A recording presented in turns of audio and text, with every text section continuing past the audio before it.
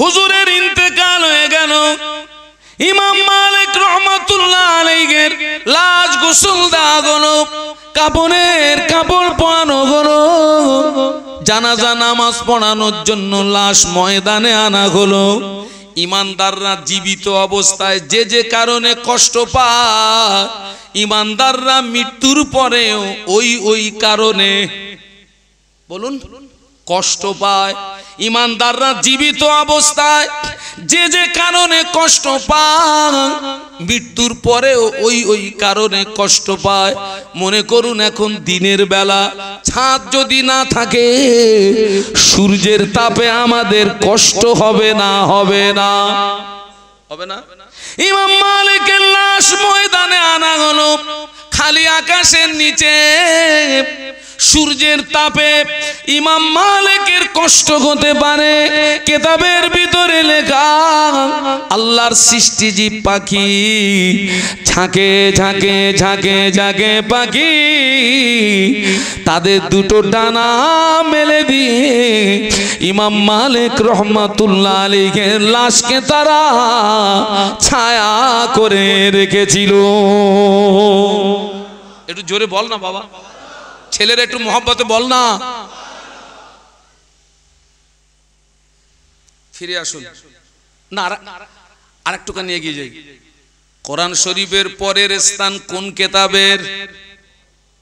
বুখারী শরীফ। ইমাম বুখারী রাহমাতুল্লাহ আলাইহি জীবনে অক্লান্ত পরিশ্রম করে, অনেক প্রবীণ সফর করে আল্লাহ নবী ছড়িয়ে ছিটিয়ে থাকা হাদিস মোবারক গুলোকে একত্রিত করে ছাঁটাই বাছাই করে কিতাব আকারে নাম দিলেন বুখারী শরীফ। ইমাম বুখারী রহমাতুল্লাহ আলাইহি আল্লাহ নবীর হাদিস মোবারককে সংরক্ষিত করার কারণে আল্লাহ পাক ইমাম বুখারী রহমাতুল্লাহ আলাইহির ইজ্জত কত বাড়িয়ে দিলেন।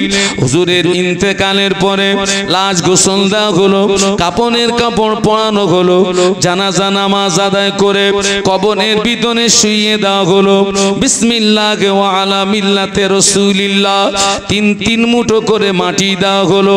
মিনহা খালাকনাকুম ওয়া ফিহা নুঈদুকুম ওয়া মিনহা নুখরিজুকুম তারাতান উখরা। তিন মুঠো করে মাটি দিয়ে সবাই চলে গেল। একদিন অতিবাহিত হলো, 3 দিন অতিবাহিত হলো। ইমাম বুখারী রহমাতুল্লাহ আলাইহির কবরটা ফেটে গেল, ফেটে গেল, ফেটে গেল, ফেটে গেল। হুজুরের কবরটা ফেটে গিয়ে হুজুরের কবরের ভিতর থেকে আল্লাহর জান্নাতি খুশবু বার হয়। কবরের ভিতর থেকে কি আসছে একটু জোরে বলুন। শাহানুর যদি মরে যায়, লাশ যদি এই খড়মপুরে দাফন করা হয়, আর 3 দিন পরে যদি কবর ফাটে, আশেপাশে যে কটা বাড়ি আছে থাকবে না মাল কাঁচা মারবে? আরে থাকবে না পালাবে কেন? গন্ধ। ইমাম বুখারী রহমাতুল্লাহ আলাইহির কবরের ভিতর থেকে আল্লাহ জান্নাতি খুশবু বার হচ্ছে। আশেপাশে যত বাড়ি ছিল তারা সব ওই খুশবুতে দেওয়ানা হয়ে গেছে, পাগল হয়ে গেছে। কিতাবে এসেছে হুজুরের কবরের মাটিগুলো তারা তুলে নিয়ে যেতে লাগলো বারকাতান হিসাবে। কিছু সংখ্যক মানুষ হুজুরের লাশকে সংরক্ষিত করলেন। কিতাবের ভিতরে লেখা, ইমাম বুখারী রহমাতুল্লাহ আলাইহি আল্লাহ নবীর হাদিস মোবারককে সংরক্ষিত করার কারণে আল্লাহ পাক ইমাম বুখারী রহমাতুল্লাহ আলাইহির উপরে খুশি হয়ে আল্লাহ পাক হুজুরের কবরটা জান্নাতের নূর দিয়ে গুলজার করে দিয়েছে।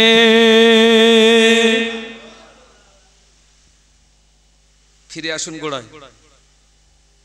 ফেরেশতা দিয়ে আদম নবীকে সেজদা করিয়ে আদম নবীকে সম্মানিত করেছিলেন, কিন্তু আমি বলেছি সেটা ছিল একটা সময়ের সঙ্গে সীমাবদ্ধ। আর আল্লাহ স্বয়ং আমাদের নবীর উপরে দরুদের নজরানা প্রেরণ করে, ফেরেশতারা নবীর প্রতি দরুদ পড়ে, এটা কোনো সময়ের সঙ্গে সীমাবদ্ধ নয়। অঙ্ক কষে দেখা গেল আদম নবীর চেয়ে আমাদের নবীর আর একটু এগিয়ে চলুন।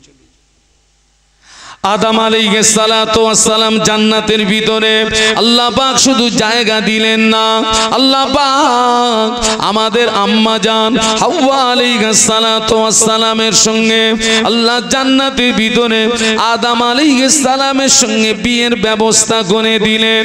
আব্বা জান আম্মা জানের বিয়ের ব্যবস্থা হলো আল্লাহ পাক আদম এবং আম্মা হাওয়ার বিয়ের ব্যবস্থা করে দিলেন।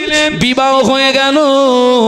আব্বাজান ঘুমিয়েছিলেন, আব্বাজান ঘুম থেকে উঠে দেখে পাশে বিবি হাওয়া শুয়ে আছে। আব্বা এবং আম্মার বিয়ে হয় কোথায়? একটু বলুন বলুন। জান্নাতে। বিয়ের ব্যবস্থা করে কে? আল্লাহ। বিয়ে হয়ে গেছে। আব্বাজান ঘুমিয়েছিলেন, ঘুম থেকে উঠে দেখে তো পাশে কে? বিবি হাওয়া। আর স্বাভাবিকভাবে পুরুষ হিসাবে নারীর প্রতি একটা আকর্ষণ, একটা টান থাকে না থাকে না? আরে ভাই কত আমার মতন বক্তা নারী কেলেঙ্কারিতে পড়ে গেছে, আছে না নেই? হুজুর শেষ, হুজুর কথা বলে না, হুজুর শেষ। কত মসজিদের ইমাম নারী কেলেঙ্কারিতে ধরা পড়ে গেছে। আর নেতা খাতার কথা তো আর বলবো না, ওদের পুরো মাল পাও।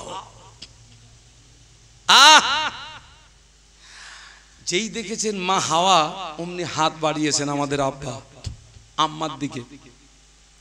আম্মা জান ওই সময় বলেন, আল্লাহ পাক আমাদেরকে জান্নাতের ভিতরে থাকার জায়গা দিয়েছেন। আল্লাহ পাক আমাদের জান্নাতের ভিতরে বিয়ের ব্যবস্থা করে দিয়েছেন। আলহামদুলিল্লাহ বিয়ে আমাদের হয়ে গেল। আপনি যে আমার দিকে হাত বাড়াচ্ছেন, হুজুর আপনি কি আমার মোহরানাটা আদায় করেছেন? কোনটা কোনটা কোনটা? হাত তো বাড়াচ্ছেন, আর মোহরানা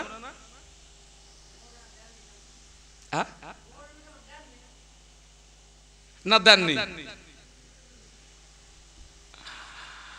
আচ্ছা ভাই, অনেক জানাজায় দেখেছি ইমাম সাহেব তখন জানাজার নিয়ত বলতেছে, আর ওদিক দিয়ে পিছন দিক দিয়ে দুজন ছুটতেছে, হুজুর দাঁড়ান, হুজুর দাঁড়ান। তার মানে কি হয়েছে বলেন দিন? ওই যা জানাজা হচ্ছে ওরা কেন? আর এরকম হয় না, হয় না? ওই আসামি যদি মাহফিলে কেউ থাকে, আমি তাকে সৎ পরামর্শ দিচ্ছি, এখনো হায়াতে আছেন, আজকের রাত্রে আপনার স্ত্রীর ঋণটা পরিশোধ করুন। এখন মনে করেন আপনার বিবাহের সময় মোহরানা ধার্য হয়েছে 20,000 টাকা, এখন সে টাকা নেই। আপনার স্ত্রীকে 100 টাকা দিয়ে যদি আপনার স্ত্রী হাসি মুখে যদি আপনার ঋণ পরিশোধ করে দেয়, আল্লাহর দরবারে ছাড় পেয়ে যাবে। আর যদি পরিশোধ না করেন, কিয়ামতের ময়দানে আপনি পাকড়াও হয়ে যাবে। আর যে সমস্ত যুবকদের বিয়ে হয়নি, ভাই আপনার বিয়ে হয়ে গেছে? যে সমস্ত যুবকদের বিয়ে হয়নি, তোমাদের সৎ পরামর্শ দিচ্ছি, এখন তো দাম বাড়ানোর জন্য মোহর ধার্য হচ্ছে 5,42,601 টাকা 50 পয়সা। ও মাল দেবে বলে মনে হয় দাম বাড়াচ্ছে। সবচেয়ে শরীয়তের নিম্ন সংখ্যা যেটা, ওটাই মোহর ধার্য করো। বিবাহের মজলিসে তোমার বিবির ঋণ পরিশোধ করো, তবে বাড়ি গিয়ে তোমার বিবিকে টাচ করো। তার আগে টাচ করবি তো মরবি। আম্মাজান বলছে, হুজুর হাত তো বাড়াচ্ছেন, মোহরানা? আব্বার কাছে টাকা আছে, সোনা আছে, রূপো আছে, জান্নাতে যা কিছু নাজ নেয়ামত, একটারও মালিক আব্বা আদম না। আমি আল্লামা হুজুরের কিতাব থেকে বলছি, আমি যে ওয়াজ করছি আল্লামা হুজুরের কিতাব থেকে করছি।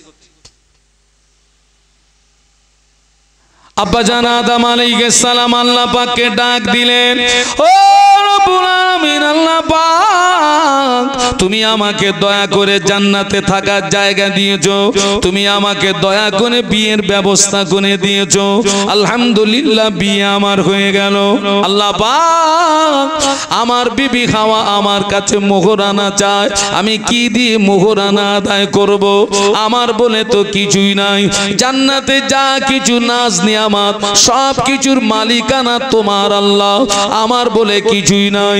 আমি কি দিয়ে মোহরানা আদায় করব? আল্লাহ বলে, আদম ঠিকই বলেছো আদম, সত্য বলেছো আদম, জান্নাতে যা কিছু নাজ নিয়ামত সব কিছুর মালিকানা আমি আল্লাহ, আমার তোমার বলে কিছুই নাই। ও আমার আদম, আমি আল্লাহ তোমাকে একটা রাস্তা বলে দিচ্ছি, তুমি জান্নাতের ভিতরে আমার আখিরি জামানার নবীর নামের উপরে 20 বার দরুদ শরীফ পড়ে না, আমি আল্লাহ পাক আমার হাবিবের উপরে পঠিত দরুদ তোমার পক্ষ থেকে তোমার বিবির মোহরানা বানিয়ে দেবো। একটু জোরে বলেন না, একটু মহব্বতে বলেন না।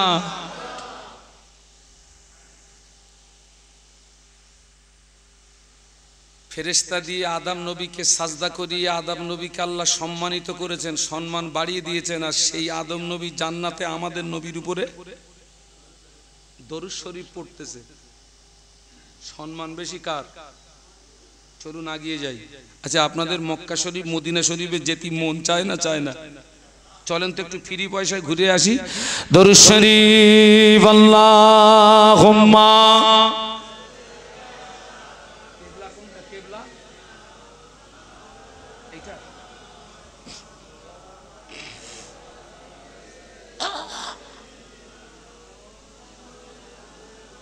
এটা কি মসজিদ?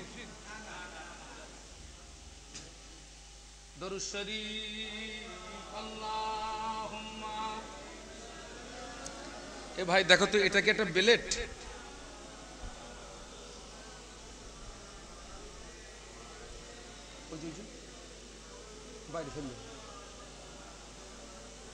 আপনাদের কষ্ট হচ্ছে নাকি? এতগুলো মানুষ একটু জোরে জোরে পড়েন। আল্লাহুম্মা সাল্লি আলা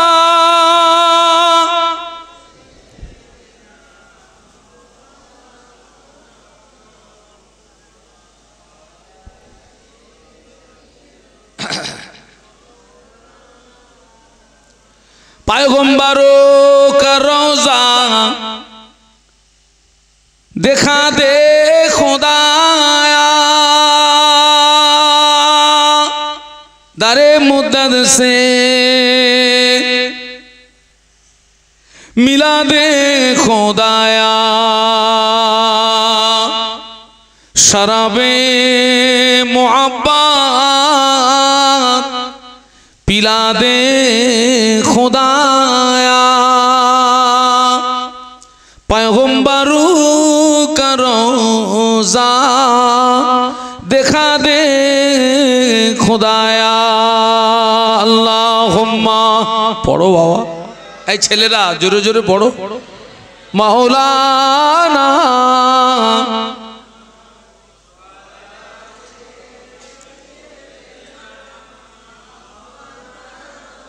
माशाल्लाह, একটু কলেমার জিকির লা ইলাহা ইল্লাল্লাহ।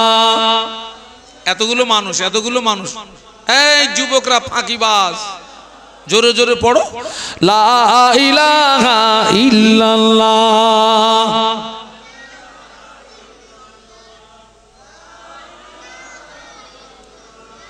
মুহাম্মাদুর রাসূলুল্লাহ। আল্লাহুম্মা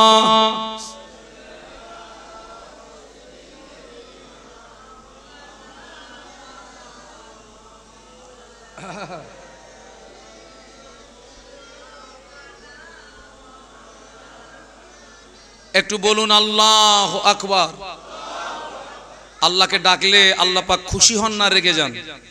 আল্লাহ কোরআন শরীফের ভিতরে বলেছেন উদউনি আস্তাজিব লাকুম, বান্দা তুই আমাকে ডাক, আমি আল্লাহ তোর ডাকে সাড়া দিয়ে থাকি। একটু মহব্বতে বলো আল্লাহ পাক আদম আলাইহিস সালামকে শুধু জান্নাতের ভিতরে জায়গা দেন না, আল্লাহ কোরআন শরীফের ভিতরে বললেন ও আল্লামা আদামাল আসমা কুল্লাহা। একটু সুবহানাল্লাহ বলুন। আলিফ লাম মিম কটা হরফ? আলিফ হারফুন, লাম হারফুন, মিম হারফুন। যে ব্যক্তি তিনটে হরফ উচ্চারণ করলো আল্লাহ খুশি হয়ে ওর নামায় আমলে 30টা নেকি দিয়ে দিল। وعلم آدم الأسماء كلها ثم عرضهم على الملائكة فقال أنبئوني بأسماء هؤلاء إن كنتم صادقين। বলুন আল্লাহু আকবার। আল্লাহ শুধু আদম সালামকে জান্নাতে জায়গা দেননি, টোটাল জান্নাতের জিনিসের নামগুলো শিখিয়ে দিলেন। এটার নাম কি? আল্লাহ বললেন আদম এটার নাম এই, এটার নাম জগ। আল্লাহ বললেন আল্লাহ আদম এটার নাম এই, আর তার পাশে যেটা আছে গ্লাস। আল্লাহ বললেন আদম এটার নাম এই। আরে ভাই জান্নাতে তো আর চিলিপচি জগ টগ নেই, আমি উদাহরণ দিচ্ছি। এইরকম একটা একটা করে টোটাল জিনিসের নামগুলো আল্লাহ শিখিয়ে দিয়েছেন কাকে? আদম সালামকে। শিখিয়ে দেওয়ার পরে আল্লাহ ফেরেশতাদেরকে ডাকলেন সুম্মা আরাদাহুম আলাল মালাইকা ফাকালা আনবিউনি বিআসমাই হাউলায়ে ইন কুনতুম সাদিকিন। ওই জিনিসগুলো আল্লাহ ফেরেশতাদের সামনে উপস্থাপন করে বললেন ফেরেশতারা তোমরা যদি সত্যবাদী হও এই জিনিসের নামগুলো বলে দাও। আল্লাহ তো আব্বা আদমকে শিখিয়ে দিয়েছেন, লেকিন ফেরেশতাদেরকে তো। ফেরেশতারা জবাব দিচ্ছে কলু সুবহানাকা লা ইলমা লানা ইল্লা মা আল্লামতানা ইন্নাকা আনতাল আলিমুল হাকীম। ফেরেশতারা আল্লাহ পাকের পবিত্রতা ঘোষণা করে বলে আল্লাহ পাক এ জ্ঞান তো আমাদের নেই আল্লাহ, এ জ্ঞান তো আমাদের দাওনি আল্লাহ। ফেরেশতারা যখন জবাব দিতে অসমর্থ হয়ে গেল আদম আলাইহিস সালামকে আল্লাহ ডেকে ওই জিনিসগুলো উপস্থাপন করে বললেন আদম এই জিনিসের নামগুলো কি তুমি বলতে পারো? আদম আলাইহিস সালাম টপ টপ করে জিনিসের নামগুলো বলে দিলেন। তার মানে আল্লাহ ফেরেশতাদের সামনে আদম আলাইহিস সালামকে দিয়ে জান্নাতের জিনিসের নামগুলোকে বলিয়ে নিয়ে আমার আল্লাহ পাক আদম নবীর ইজ্জত বাড়িয়ে দিয়েছেন, আদম নবীর সম্মান বাড়িয়ে দিয়েছেন। তার মানে আল্লাহ আদম নবীকে জান্নাতের জিনিসের জ্ঞান দিয়েছেন। আর আল্লাহ কোরআন শরীফ 27 পারা সূরা রহমানের ভিতরে বলছেন আর রহমান আল্লামাল কুরআন খালাকাল ইনসানা আল্লামাহুল বায়ান। আমি সবের ভিতর থেকে একটা কথা নেব, আল্লামাল আর রহমান আল্লামাল কুরআন। আমাদের নবীর উপরে আমার আল্লাহ দয়া পরবশ হয়ে আমার আল্লাহ গোটা 30 পারা কোরআন আমাদের নবীকে পড়িয়ে দিয়েছে। একটু মহব্বতে বলেন না, ওয়াজ বুঝতে পারতেছেন তো নাকি? আদম আলাইহিস সালামকে দিয়েছেন কিসের জ্ঞান? জান্নাতের জিনিসের জ্ঞান। আর আল্লাহ আমাদের নবীর উপরে দয়া পরবশ হয়ে গোটা 30 পারা কোরআন আল্লাহ পড়িয়ে দিয়েছেন। বলুন সুবহানাল্লাহ। জান্নাতের জিনিসের জ্ঞানের তুলনায় কোরআন পড়িয়ে দেওয়ার মর্যাদা একটু সুবহানাল্লাহ বলা যাবে? ও আমার ভাইরা, মুসা নবী কবরে, মুসা নবীর যে মুজিজাও কবরে, দাউদ নবী কবরে, আল্লাহ দাউদ নবীকে যে মুজিজা দিয়েছিলেন মুজিজা ও কবরে, ইব্রাহিম খলিলুল্লাহ কবরে, মুজিজা ও কবরে। আর আমাদের নবীর সম্মান এত বেশি, আমাদের নবী কবরে কবরে কবরে। নবীর জীবনের শ্রেষ্ঠ মুজিজা হলো কোরআন শরীফ। কোরআন শরীফ, কোরআন শরীফ। নবী কবরের ভিতরে মুজিজা দুনিয়ায় আজও আছে, কিয়ামত পর্যন্ত থাকবে। একটু মহব্বতে বলেন না। বিশ্বনবীর শ্রেষ্ঠ মুজিজা কি? কোরআন শরীফ। নবী কবরে, মুজিজা কোথায়?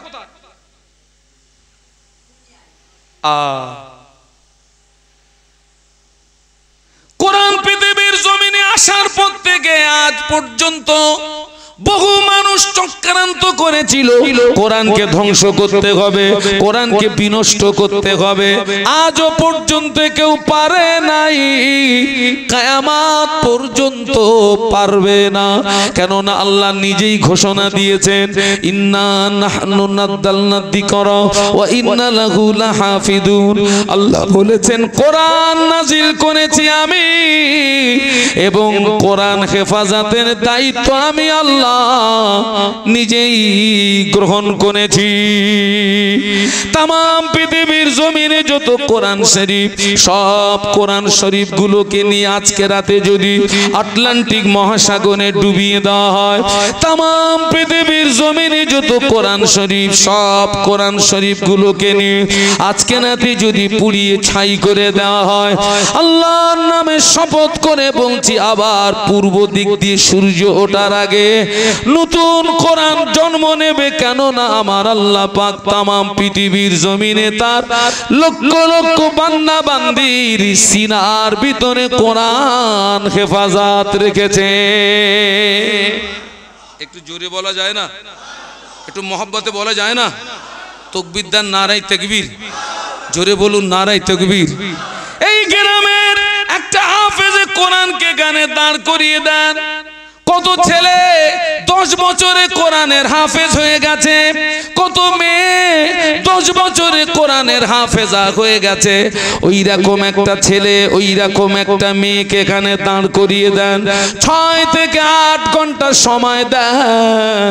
ওই ছেলেটা, ওই মেয়েটা এক জায়গায় দাঁড়িয়ে দাঁড়িয়ে সূরা ফাতিহা থেকে মিনাল জিন্নাতি ওয়ান নাস, এক জায়গায় দাঁড়িয়ে দাঁড়িয়ে গোটা 30 পারা কোরআন তেলাওয়াত করে দেবে।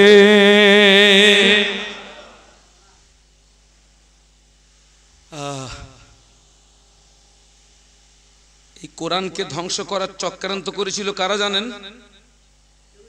ইহুদিরা। নবীকে মদিনা শরীফ থেকে তুলে আনার চক্রান্ত করেছিল কারা? ওই শয়তানরা। গাজার মাটিতে মুসলমানদের, আমার মুসলমান ভাইদের মারছে কারা? ওই শয়তানরা।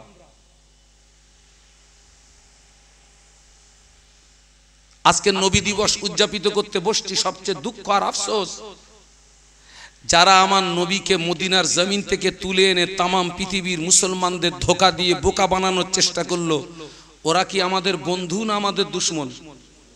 যারা কোরআন বিনষ্ট করার চক্রান্ত করলো, ওরা কি আমাদের বন্ধু না আমাদের দুশমন? আজকের দুঃখ আর আফসোস, তাদেরকেই আমরা, বলুন বলুন, তাদেরকে আমরা কি, তাদেরকেই আমরা বন্ধু মানিয়েছি। নবীর আদর্শ আমাদের ভালো লাগে না, নবীর সুন্নাত ভালো লাগে না, নবীর আদর্শ দূরে সরিয়ে দিয়ে, নবীর সুন্নাতকে দূরে সরিয়ে দিয়ে সেই ইহুদি নাসারা খ্রিস্টানদের নোংরা নীতি আমাদের ভিতরে স্থান পেয়েছে না পায়নি? এটাই দুঃখ, এটাই আফসোস। আপনি অবাক হয়ে যাবেন, আপনাদের আব্বা আম্মার দোয়া। আমার তো লোকালিটিতে মাহফিল কম। এই যে নবী দিবসের মাস গেল না, এক এক রাতে এক এক জেলা। আমি তো কম বেশি এই 18 বছর অসুস্থ, কিন্তু এই অসুস্থতার ভিতর দিয়েও আল্লাহ আমাকে বাড়িতে বসিয়ে রাখে না। শত শত কিলোমিটার আমাকে ছুটতে হয়। আমি মাহফিল করলাম আপনার মণিপুর, মুকুটমণিপুর, মাহফিল করলাম রাজস্থান শেখর, মাহফিল করলাম হায়দ্রাবাদ, মাহফিল করলাম আহমেদাবাদ, মাহফিল করলাম মহারাষ্ট্র নাগপুর বাংলাদেশ। এখনো প্রত্যন্ত গ্রাম্য এলাকার মানুষ আমরা যারা, আল্লাহ আমাদেরকে ভালো রেখেছেন আলহামদুলিল্লাহ বলুন। আপনি শহরে যান, ফুল নাস্তিক হয়ে গেছে একদম। গানের মাস্টার দিয়ে মেয়েকে গান শেখাচ্ছে, ড্যান্সের মাস্টার দিয়ে মেয়েকে ড্যান্স শেখাচ্ছে। মুসলমান মুসলমান কি মান?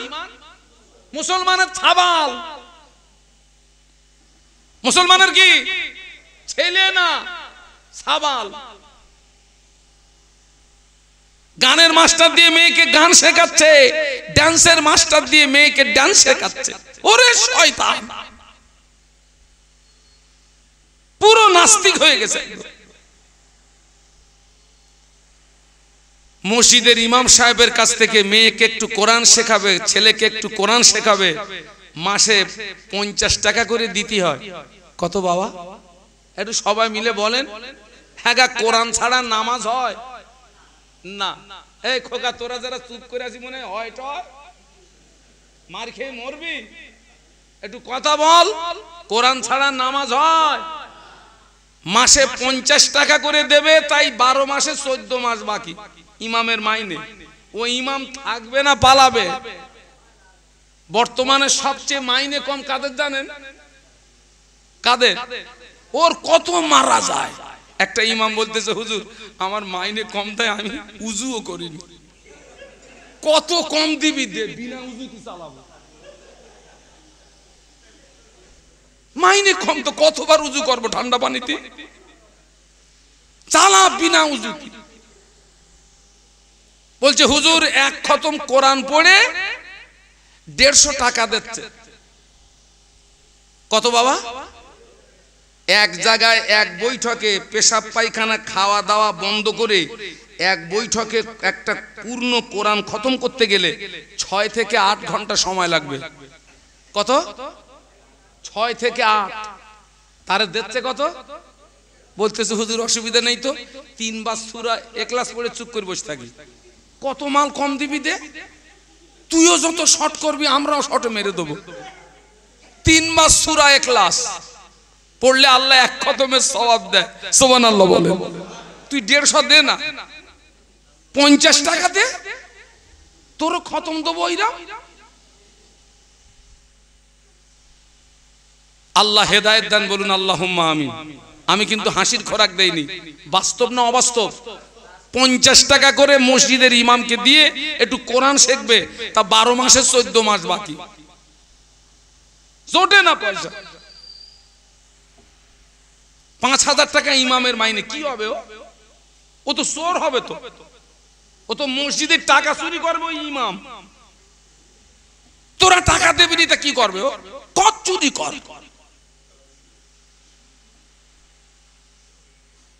আল্লাহ পাক আমাদেরকে হেদায়েত দান বলুন আল্লাহুম্মা আমিন। ইমামদের মাইনে দেবেন, ইমামের সম্মান অনেক সম্মান, আর ইমামের ডিউটি সবচেয়ে হালকা না কঠিন? পেশাব করতে গেলে ঘড়ি দেখে যেতে হবে, নইলে টাইম মতো না আসলে যে পেশাব করে পানি লায় না ও ইমামের উপরে হাত তুলবে। দায়িত্ব পালন করতে পারো না, তা নেছো কেন? পেশাব করতে গেলে ঘড়ি দেখে যেতে ইমামকে। আমি এখানে আপনারা মনে করবেন না যে আমি ইমামের দালালি করছি, না, যেটা বাস্তব সেইটা বলছি। সবচেয়ে ইমামদের মাইনে কম।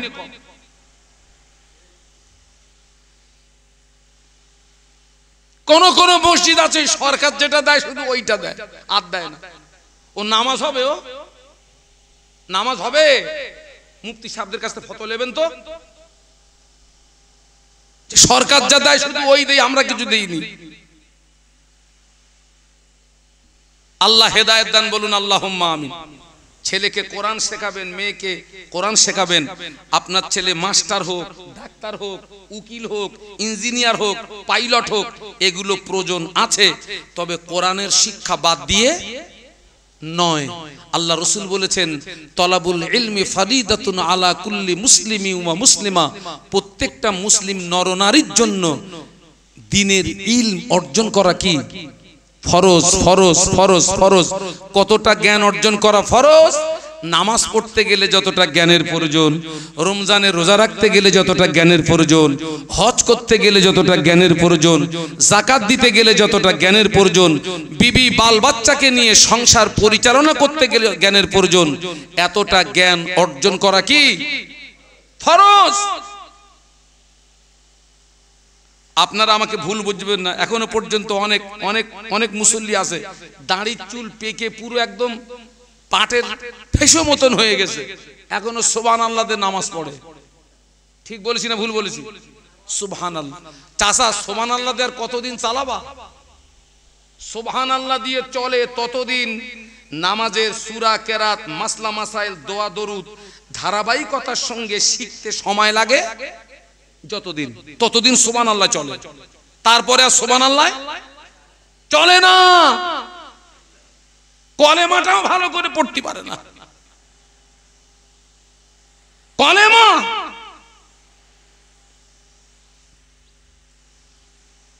আদম আলাইহিস সালামকে দিয়েছিলেন জান্নাতের জিনিসের জ্ঞান। আল্লাহ আমাদের নবীর উপরে দয়া পরবশ হয়ে গোটা 30 পারা কোরআন আল্লাহ আমাদের নবীকে পড়িয়ে দিয়েছিলেন। একটু জোরে বলুন, আর একটু মহব্বতে বলুন। টোটাল নবীকে যা দিয়েছেন একা আমাদের নবীকে। আচ্ছা, কোন নবীর ওসিলায় জমজমের পানি?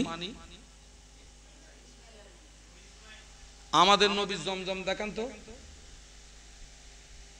আর জমজম না দেখালে কিন্তু উঠতে দেবো না। বলো না, ওটা না। ইসমাইল নবীর যেরকম জমজমের পানি, আমাদের নবীর জমজম দেখান। কওসার না। ইসমাইল আলাইহিস সালামের আব্বার নাম কি? ওইভাবে বললেন, বলুন হযরত ইব্রাহিম আলাইহিস সালাম কিংবা খলিলুল্লাহ। এখানে আরো একটা জিনিস দেখুন, বাপ ও নবী, ছেলেও। একটু আস্তে করে সুবহানাল্লাহ বলা যাবে? ইব্রাহিম খলিলুল্লাহ আল্লাহর নবী, বেটা ইসমাইল আলাইহিস সালাম আল্লাহর নবী, ইয়াকুব আলাইহিস সালাম আল্লাহর নবী, বেটা ইউসুফ আলাইহিস সালাম আল্লাহর নবী, বাপ ও নবী, ছেলেও নবী। ফুরফুরা শরীফের মুজাদ্দিদুজ্জামান আল্লাহর ওলি, তানার 5 কলিজার টুকরা, তানারাও আল্লাহর ওলি। বাপ নবী, ছেলে নবী, বাপ ওলি, ছেলে ওলি, কত সুন্দর মিল। আর আমাদের সমাজ দেখেন, বাপও মাতাল, ছেলেও মাতাল। আছে না নেই? একটু জোরে বলেন। কত সুন্দর মিল দেখে, বাপও মাতাল, ছেলেও। বাপ নামাজ পড়ে না, ছেলে নামাজ পড়ে না। বাপ ঝাড়াপাটি, ছেলে ডবল ঝাড়াপাটি। বাপের চরিত্র ভালো না, ছেলেরও চরিত্র ভালো না। মা নামাজ পড়ে না, মেয়েও নামাজ পড়ে না। মা পর্দা করে না, মেয়েও পর্দা করে না। মায়ের চরিত্র ভালো না, মেয়েরও চরিত্র ভালো না। আগে আল্লাহর ওলি হতো, এখন আর ওলি হচ্ছে। পেট খারাপ হয়ে গেছে না? এই খোকা, ওই ইট তৈরি হয় কোথায়? ভাটায় না? বানায় কিসে ইট? ফার্মে। আচ্ছা, ফার্ম যদি এইরাম হয়, ইট এইরাম হবে? ও যদি বেঁকা হয়, ইটও কি হবে? তো অধিকাংশ মায়ের পেট বেঁকে গেছে। ওই জন্য আর ভালো জিনিস, সোজা জিনিস আর পেট খারাপ হয়ে গেছে।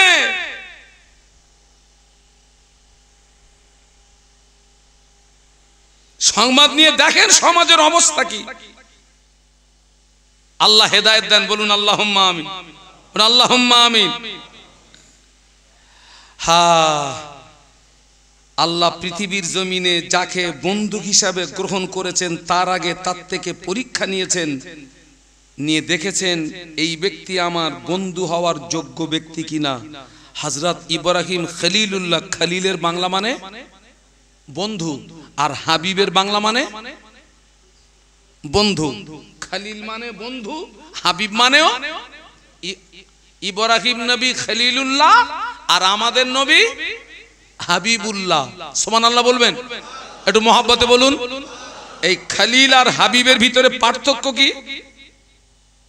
খলিল আর হাবিবের ভিতরে, খলিল হচ্ছে এমন কিছু নাই যা তার রবের জন্য করতে পারেন না।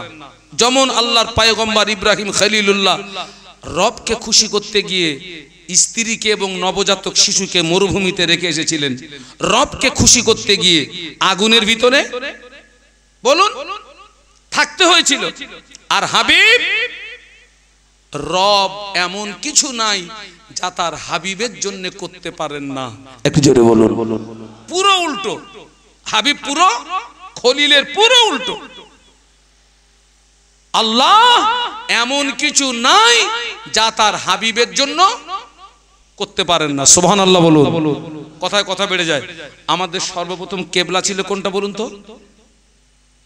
ওই বাইতুল মুকাদ্দাস, যেটা কোন শয়তানদের দখলে। আল্লাহ নবী 16 থেকে 17 মাস নামাজ পড়েছিলেন বাইতুল মুকাদ্দাসের দিকে ফিরে। তো আল্লাহ নবী বাইতুল মুকাদ্দাসের দিকে ফিরে নামাজ পড়ছেন ঠিকই, কিন্তু বারে বারে আসমানের দিকে ফিরে ফিরে তাকাতেন আর মনে মনে হতো, আল্লাহ বাইতুল মুকাদ্দাসটা কেবলা না হয়ে কাবা শরীফটা যদি আমার জন্য কেবলা হতো, মনের দিক দিয়ে খুব তৃপ্তি পেতাম, আনন্দিত হতাম, খুশি হতাম। অন্তরের খবর, মনের খবর রাখে কে? একটু জোরে বলুন। নবী যে কাজে খুশি, জবান খুলে বলুন, নবী যে কাজে খুশি। আল্লাহ নবী 4 রাকাত জোহরের নামাজ বাইতুল মুকাদ্দাসের দিকে ফিরে নিয়াত করেছেন। ও খড়মপুরের যুবকেরা, ও খড়মপুরের মুরব্বীরা, ও খড়মপুরের মা বোনেরা, আল্লাহ নবী 4 রাকাত জোহরের নামাজ বাইতুল মুকাদ্দাসের দিকে ফিরে নিয়াত করেছেন। কিন্তু নবীর মনে মনে হচ্ছে, আল্লাহ পাক বাইতুল মুকাদ্দাসটা কেবলা না হয়ে বাইতুল্লাহটা যদি কেবলা হতো, কাবা শরীফটা যদি কেবলা হতো, আমি খুশি হতাম, আনন্দিত হতাম। নবী যে কাজে রাজি, হাবিব যে কাজে রাজি, স্বয়ং আল্লাহ পাক ওই কাজে রাজি। আল্লাহ সঙ্গে সঙ্গে জিবরাইল মারফত কোরআন নাজিল করলেন। কদ নারা তাকাল্লুবা ওয়াজহিকা ফিস সামাই ফালানুওয়াল্লিয়ান্নাকা কিবলাতান তারদাহা ফাওয়াল্লি ওয়াজহাকা শাতরাল মাসজিদিল হারাম। আল্লাহ পাক জিবরাইল দিয়ে ওহী নাজিল করলেন, ও জিবরাইল যাও, আমার নবী নামাজ পড়ে বারে বারে আসমানের দিকে ফিরে ফিরে চায়। আমার নবীর মনে মনে হচ্ছে, বাইতুল মুকাদ্দাসটা কেবলা না হয়ে কাবাটা কেবলা হলে আমার নবী খুশি হতো। ও জিবরাইল, আমার হাবিব যে কাজে খুশি, আমি আল্লাহ ওই কাজে খুশি। আমার হাবিবকে গিয়ে বলো, আমি আল্লাহ পাক আমার হাবিবের জন্য আমি কাবা শরীফকে কিবলা বানিয়ে দিলাম। একটু মহব্বতে বলুন না।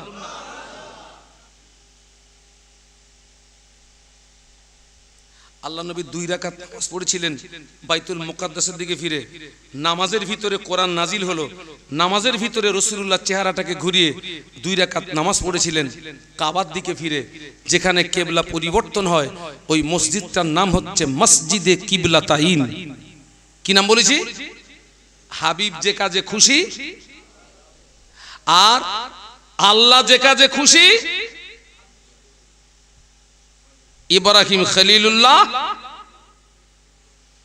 টোটাল নবী রাসূল, আল্লাহ যে কাজে খুশি তানারা ওই কাজে খুশি, তানারা ওই কাজে রাজি। আর আমাদের নবীর পাওয়ার এত বেশি, আমাদের নবী যে কাজে খুশি স্বয়ং আল্লাহ ওই কাজে খুশি। একটু জোরে বলুন, একটু মহব্বতে বলুন। ইসমাইল নবীর ওসিলায় আমাদের নবী জমজম দেখাতে হবে। আল্লাহ পাক বললেন, ইব্রাহিম তোমার স্ত্রী এবং তোমার নবজাতক শিশুকে নিয়ে এখন যেখানে কাবা, এই জায়গাটা ছিল মরুভূমি এলাকা। মানব শূন্য এলাকা, যেখানে কোনো মানুষ নেই, কোনো খাদ্য নেই, কিছু নেই, মরুভূমি আর মরুভূমি। আল্লাহ বললেন তোমার স্ত্রীকে আর তোমার নবজাতক শিশুকে ওখানে রেখে এসো। আল্লাহর পয়গম্বর একবারও কিন্তু প্রশ্ন তোলেননি যে কেন আমার স্ত্রীকে আর আমার নবজাতক শিশুকে রেখে আসবো। আল্লাহ হুকুম করেছেন, আল্লাহর পয়গম্বর হুকুম মেনে নিয়েছেন। একটু জোরে বলুন, আর একটু জোরে বলুন। আল্লাহ আমাদের উপরে যে হুকুম করেছেন আমরা সে হুকুম মেনে নিছি? না। 5 ওয়াক্ত নামাজ কার হুকুম? সব নারী আর সব পুরুষ পড়ে, বলতেছে হুজুর নামাজ পড়ি আর না পড়ি আমার মন ভালো। ও বলো পাক্কা চিটিংবাজ, বলো নামাজ পড়ি আর না পড়ি। হ্যাঁ তুই নামাজ পড়িস নি, তোর মন ভালো মানে?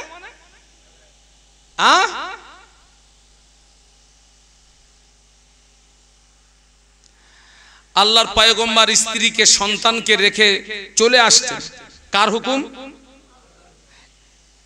আম্মাজান হাজেরা বললেন হুজুর আপনি আমাকে আর আমার নবজাতক শিশুকে এমন একটা জায়গায় ফেলে রেখে যাচ্ছেন যেখানে কোনো পানি নেই, খরমা নেই, খাদ্য নেই, এখানে থাকবো কি করে?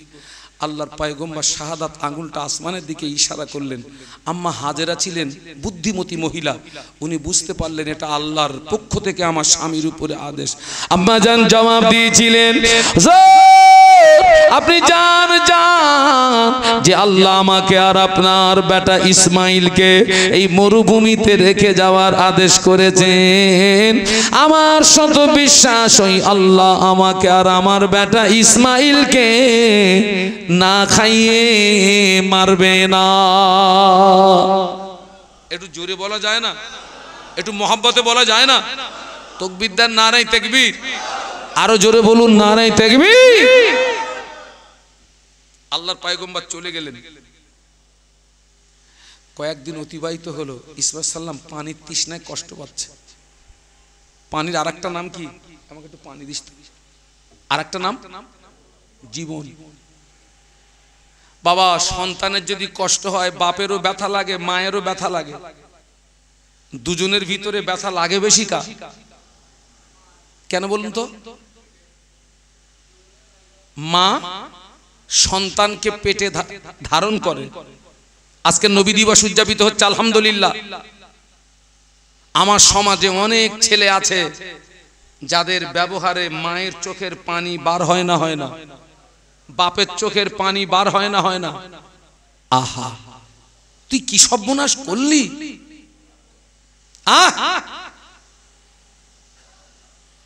তুই কি সর্বনাশ করলি! আগে আসতে বলতে হবে? হ্যাঁ, না কিয়াম করার দরকার নেই। খোকা একটু আগে আসবি বাপ, একবার বলবো আর আড়াই বলো, আড়াই বলতে পারবো না, আগে আসতে হবে। আর একটু কলেমার জিকির লা ইলাহা। আসেন আসেন আসেন আসেন আসেন আসেন আসেন, একটু আগে আসেন, আসেন আসেন। লা ইলাহা ইল্লাল্লাহ।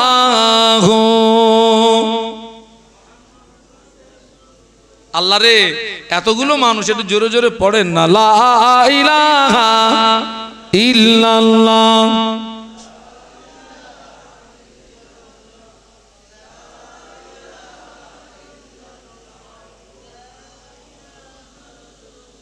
আলহামদুলিল্লাহ।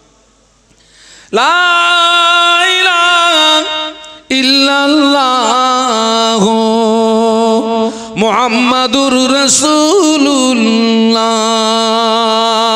আল্লাহুম্মা পড়ো বাবা, জোরে জোরে পড়ো।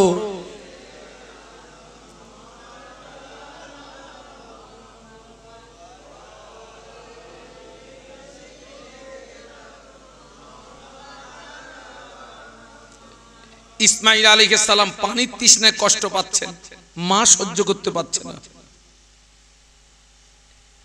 এইখান থেকে আমাদেরকে একটা শিক্ষা নিতে হবে। আমাদের দ্বারাই যেন পিতামাতার মনে ব্যথা। খবরদার ছেলেরা, তোদের দুটো পায়ে ধরে বলে যাচ্ছে, আমি শাহানুর আলম, আমার আব্বাও নেই, মাও নেই, দুজন কবরবাসী হয়ে গেছেন। দোয়া করবেন আল্লাহ পাক যেন আমার আব্বা আম্মার কবরকে এই মুহূর্তে জান্নাতের নূর দিয়ে গুলজার করে দেন, বলুন আল্লাহুম্মা আমিন। আব্বা মায়ের মা বাপের মনে ব্যথা দিয়ে জীবনে বড় হতে পারবে না, চ্যালেঞ্জ, জীবনে বড় হতে পারবে না। বিশ্ব নবীর জীবন আদর্শ আলোচনা করে শেষ করার মতো ক্ষমতা কারোর নাই। হয়তো কোনোদিন আটলান্টিক মহাসাগরের পানি মেপে শেষ করা সম্ভব হতে পারে। আল্লাহ রসুল সাল্লাল্লাহু আলাইহি ওয়াসাল্লামের জীবন আদর্শ আলোচনা করে শেষ করা কারোর পক্ষে কোনো দিনের জন্য সম্ভব হবে না।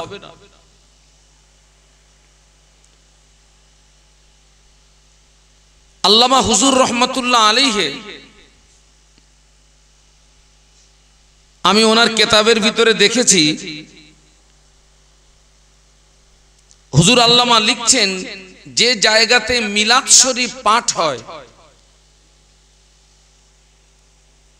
কি শরীফ পাঠ হয়? মিলাদ শরীফের বাংলা অর্থ হচ্ছে, মিলাদ শরীফের বাংলা অর্থ হচ্ছে জীবন বৃত্তান্ত। অর্থাৎ যে জায়গাতে বিশ্ব নবীর জীবন বৃত্তান্ত নিয়ে আলাপ আলোচনা হয়, ওই জায়গাটি 1 বৎসর নিরাপদে থাকে এবং ওই জায়গাতে আল্লাহ পাকের পক্ষ থেকে বিবিধ প্রকার খায়ের এবং বারকাত নাজিল হয়। একটু মহব্বতে বলুন।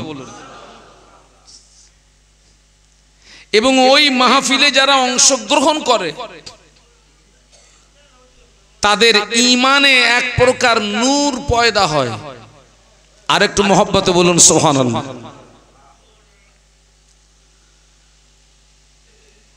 আজকের যে নবীর শানে মাহফিল,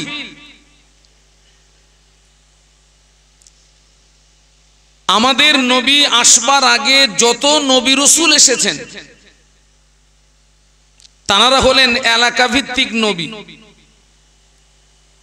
কি নবী?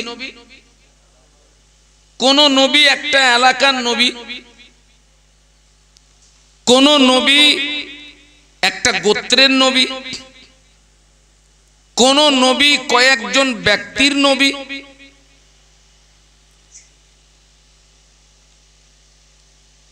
আজকের যে নবীর শানে মাহফিল, আমাদের নবী এলাকা ভিত্তিক নবী নন, গোত্র ভিত্তিক নবী নন, ব্যক্তি বিশেষ নবী নন, তিনি হচ্ছেন ওয়ার্ল্ডের নবী। একটু জোরে বলুন। তথা বিশ্ব নবী। আমি কোরআন শরীফের যে আয়াতে শরীফা তেলাওয়াত করেছি, এটি হচ্ছে 3 পারা, একেবারে শুরু। ক পারা বললাম? 3 পারা, একেবারে শুরু। তিলকার রুসুলু ফাদ্দালনা বা'দাহুম আলা বা'দ, যার সহজ সরল অর্থ হলো, আল্লাহ বলছেন ওই সমস্ত রসুল যাদের একজনকে আরেকজনের উপরে আমি প্রাধান্য দিয়েছি, শ্রেষ্ঠত্ব দিয়েছি, মর্যাদা দিয়েছি।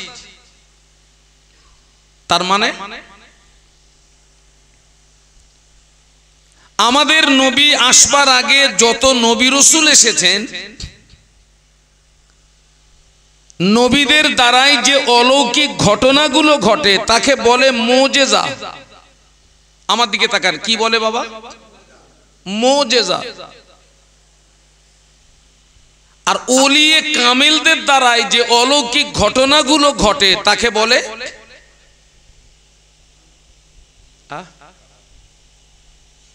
সারা জীবন শুনেছেন কারামত।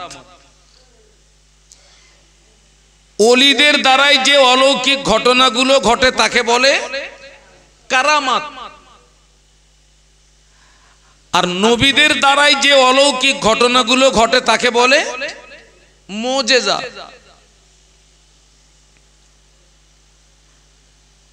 যিনি আল্লাহ পাকের একজন ওলিয়ে কামেল বান্দা, তানার জন্য কারামাত দেখানো শর্ত নয়। যিনি পীর হিসাবে দাবি করবেন তানার জন্য কারামাত দেখানো শর্ত নয়, কিন্তু যিনি নবী হিসাবে দাবি করবেন তানার জন্য মুজিজা দেখানো শর্ত। মুজিজা ব্যতীত নবী দাবি করা।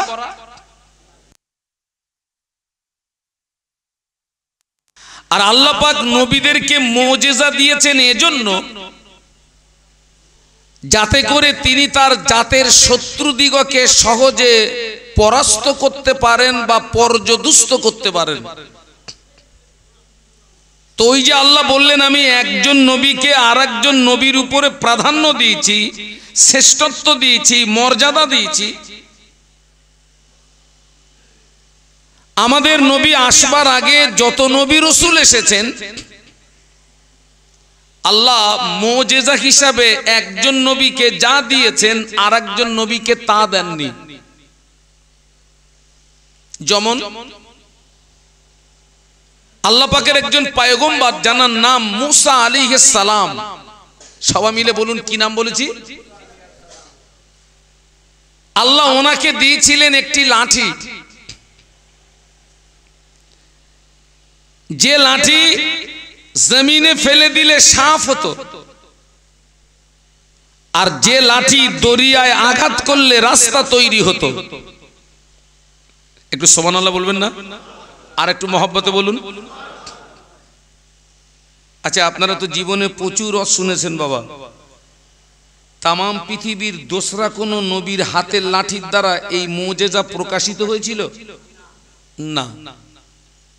এটাই হচ্ছে আল্লাহ মুজিজা হিসাবে একজন নবীকে যা দিয়েছেন আর একজনকে আলাদা কিছু দিয়েছেন, যেটা সেই জমানার জন্য প্রয়োজন ছিল। তবে এখানে সবচেয়ে মজার কথা হচ্ছে তামাম পৃথিবীর জমিনে যত নবী রাসূল মুজিজা হিসাবে আল্লাহ পাক তানাদেরকে যা দিয়েছেন একা বিশ্বনবী মুহাম্মাদুর রাসূলুল্লাহ সাল্লাল্লাহু আলাইহি ওয়াসাল্লামকে আল্লাহ সব দিয়েছেন। আরো জোরে বলুন। এবং আমাদের নবীকে আল্লাহ এমন কিছু বিষয় দান করেছেন যা তামাম পৃথিবীর অন্য কোন নবী রাসূলকে দেননি। আপনারা ধৈর্যের পরিচয় দিলে আমি একটু একটু করে আগাবো ইনশাআল্লাহ। আমি আপনাদেরকে কিছু কিছু কথা জিজ্ঞাসা করব, আপনারা আমার সঙ্গে কথা বলবেন, ভালো লাগবে। আমাদের আদি পিতার নাম কি? আর জাতের পিতার নাম? বাহ, আদি পিতা হচ্ছেন আদম আলাইহিস সালাম, আর জাতের পিতা হচ্ছেন হযরত ইব্রাহিম খলিলুল্লাহ। আদম আলাইহিস সালাতু ওয়াস সালামকে সৃষ্টি করবার পরে আদম আলাইহিস সালাম তখন জান্নাতে। আল্লাহ পাক সমস্ত ফেরেশতা মণ্ডলীকে লক্ষ্য করে বললেন উসজুদু লি আদম ওয়া আদামু কাল কিবলা। এটা হচ্ছে তাফসীর কারকদের কথা। আল্লাহ বললেন ফেরেশতারা তোমরা আমার আদমকে কেবলা বানিয়ে সেজদা করো। আদম হচ্ছেন কেবলা আর সেজদা হচ্ছে আল্লাহর জন্য। সমস্ত ফেরেশতা মণ্ডলী কে দিয়ে আল্লাহ পাক আদম আলাইহিস সালাতু ওয়াস সালামকে সিজদা করিয়ে আল্লাহ আদম আলাইহিস সালাতু ওয়াস সালামকে সম্মানিত করেছিলেন তথা সম্মানকে বাড়িয়ে দিয়েছিলেন। একটু জোরে বলুন।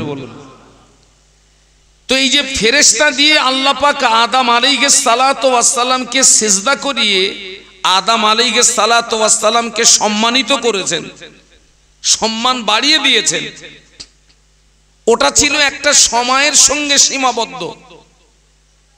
ফেরেশতারা সেজদা করেছেন, সেজদা শেষ, দায়িত্ব শেষ। আর আমি মাঝখানে একটা কথা বলেছি যে টোটাল নবীকে যা দিয়েছেন একা আমাদের নবীকে তাই দিয়েছেন। এখন আমি আপনাদেরকে জিজ্ঞাসা করছি, এই আদম আলাইহিস সালামকে ফেরেশতা দিয়ে সেজদা করিয়ে আল্লাহ আদম সালামকে সম্মানিত করেছেন, সম্মান বাড়িয়ে দিয়েছেন। আমাদের নবীর জীবনে এই রকম কিছু আছে আপনাদের জানা আছে? আমি কিন্তু আগেই বলেছি কিছু কিছু কথা জিজ্ঞাসা করব, অসুবিধা নেই তো? আমাদের নবীর জীবনে এরকম কিছু আছে আপনাদের জানা আছে কি না? কোরআন শরীফ 22 পারা, সূরাটির নাম হলো সূরা আহজাব। আল্লাহ পাক কোরআন শরীফের ভিতরে বললেন, ইন্নাল্লাহা ওয়া মালাইকাতাহু ইউসাল্লুনা আলান নবী ইয়া আইয়ুহাল্লাযীনা আমানু সাল্লু আলাইহি ওয়া সাল্লিমু তাসলিমা। সবাই একটু বলুন আল্লাহু আকবার, আর একটু আওয়াজ দিয়ে বলুন। এই হুজুররা যখন স্টেজে আসে ওয়াজ করতে, প্রত্যেকটা হুজুর বক্তৃতার শুরুতে কোরআনের এই আয়াতটা পড়ে না পড়ে না? আপনারা একটু লক্ষ্য করুন, প্রত্যেকটা হুজুর কিন্তু এই আয়াতটা পড়ে, আমিও পড়েছি। এই আয়াতে শরীফের মানে জানেন আপনারা? আপনাদের মনে কি কোনোদিন একটু প্রশ্ন জাগেনি যে হুজুর আসে কোরআনের এই আয়াতটা পড়ে কেন? হুজুরের মানে কি? ফেরেশতা দিয়ে আদম আলাইহিস সালামকে সেজদা করিয়ে আদম আলাইহিস সালামকে সম্মানিত করেছেন, সম্মান বাড়িয়ে দিয়েছেন। কিন্তু আমি বলেছি ওটা ছিল একটা সময়ের সঙ্গে সীমাবদ্ধ।